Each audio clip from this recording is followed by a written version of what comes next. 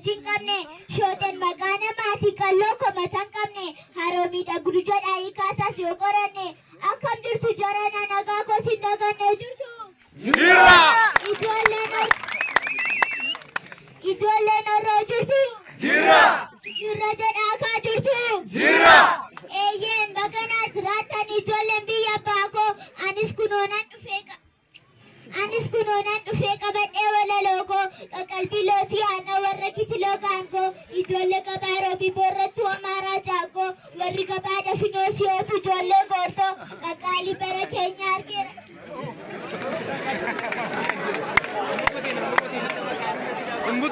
Qaqqaalii bara keenya argeera ijoollee buukoo hamaan sinin argatinaaf jiraadha qomoo koo amma sirraan deebi'aa bakka nagaan dhuftanii keessummoonni kabajaa addeenas kan turtanii har'a shoodha teessanii waan tokko mugooftanii kabaja guyyaa har'as bakka nagaan geessanii anu baay'een gammadee kunoo dhabdee keessanii.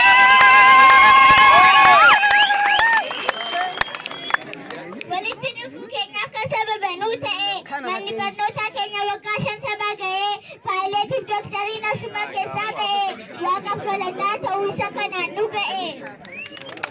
Har'a yeroo kabaja guyyaa 50ffaa kee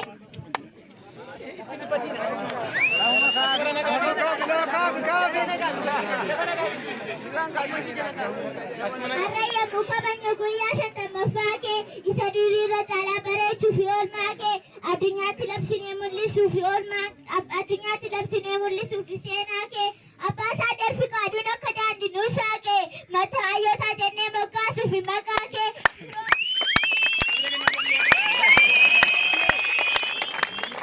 Profeesar Maatii Shayyuu Qaruu Haayiluu Dhugumaafaa kan samiirra bararu Doktar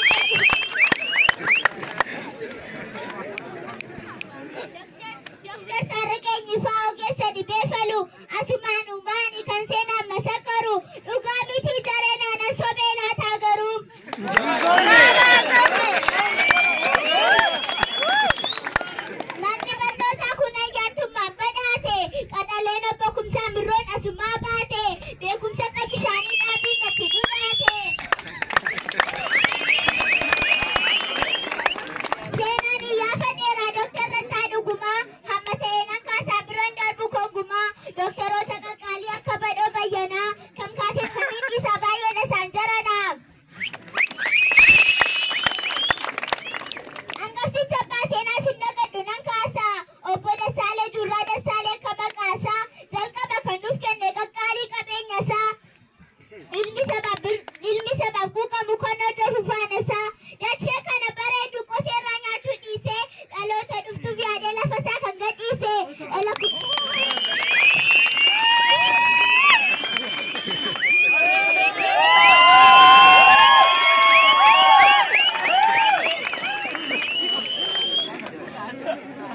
Kunoota ammayyuu gaarummaa nu barsiise.